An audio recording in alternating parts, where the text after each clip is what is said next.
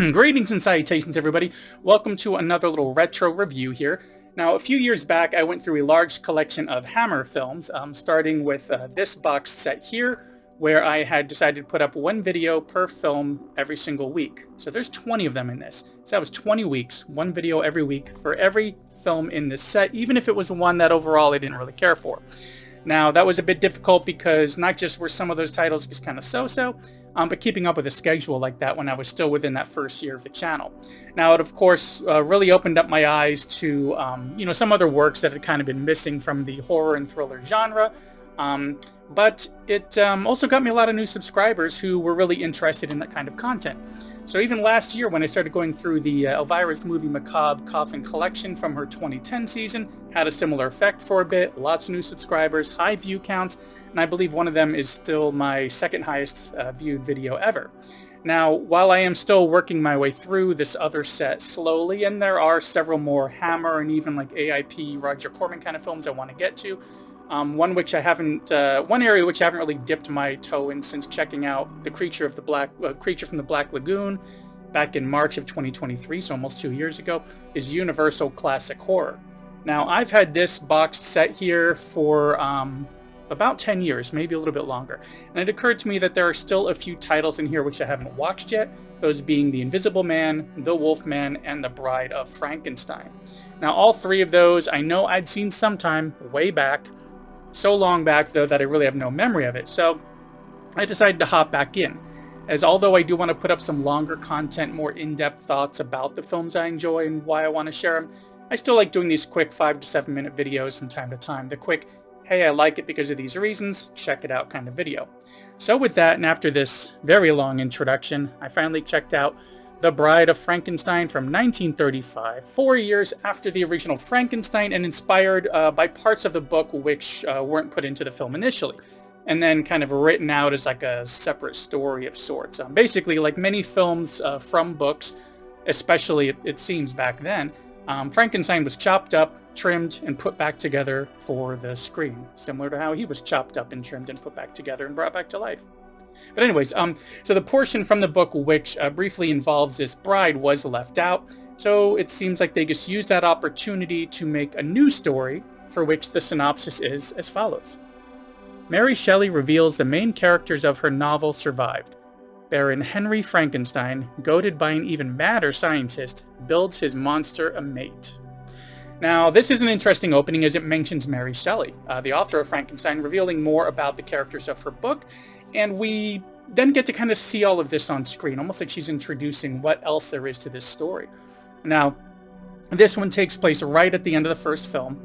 We get the aftermath of the burning down of the windmill and the crowd celebrating and then dispersing, but it's revealed to us during that not only has the monster survived, but by the time the doctor's body's recovered and he's brought back home, turns out he's survived as well. And, life is kind of trying to work its way back to normal, with Frankenstein no longer trying to reanimate the dead so much as unlock the secrets to life to help extend and improve life. And a colleague of the doctor's, this is Dr. Pretorius, reconnects with him and shows him some experiments he's been doing, making these strange, more fantasy-like created creatures that he's got, like these little miniature people in these little cages. Now, he wants Frankenstein to work with him with this technology to basically create the body, so that way with his technology, he can then create the brain to create a mate for this monster. So, Frankenstein tries to stay away from this, but eventually, well, he kind of has his hand forced in a situation, let's say, and he agrees to help. Now, in the background of this, running parallel, we get the monsters out and about, getting into some trouble because of the reactions to his grotesque appearance, kind of freaking people out. So he's frequently being run out of one area or another, but eventually it all kind of comes together with these doctors. So at its root, it is simply another experiment, but this time to create a mate for this creature, and of course it goes badly. But the philosophical aspects to this, those conversations throughout, which kind of, is what kind of sells it and keeps it within the spirit of the original film and the book itself, in my opinion. Because some look at Frankenstein as likely only being partially familiar with it, maybe having seen the film or some other interpretation. It's just monsters created, wreaks havoc, and that's all there is to it. But to me, it's more about what it means to be a person, our perceptions of those who are different from us, misunderstandings, mob mentality, and especially how tinkering with nature too much, taking on this godlike role with creating life especially, is flirting with disaster. So there's a lot more going in, and some of that may just be because I had read the original book, though it has been since 95 or 96, I think was when I read that. But so I have a little bit of that still in my head when I watch either the original Frankenstein or any other new interpretation of it, whether they're basing it off of the original book or trying to retell something that they saw in a film. Anyways, but this film kind of succeeds in bringing those aspects of almost like the philosophical side of it back to screen. It hits those major points while not feeling like it's too much of a rehash of the original film. It's still very tragic, and the fact that many seem to actually prefer this over the original film, in my opinion, make it more than worth checking out.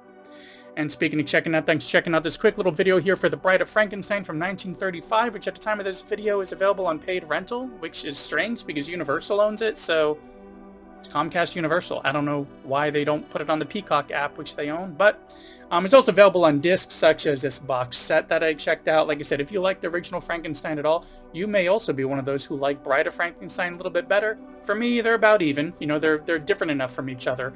I could definitely see watching them back to back and maybe working in a third there, having Son of Frankenstein, which I also checked out way back, but that's another story. Anyways, that's all that I've got for this quick one here. These classics can be fun to revisit, especially if it's been a long time and you have almost no memory of the original.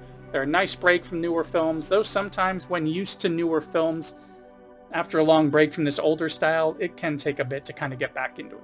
Anyways, I'm hoping to not just work in the Wolfman and the Invisible Man soon, but more throwbacks to the 50s and 60s with some of those AIP, like those Corman films and such. And so if not already subscribed, consider subscribing and hitting that bell icon to get notifications when I put up new content, which is 1 to 3 times a week.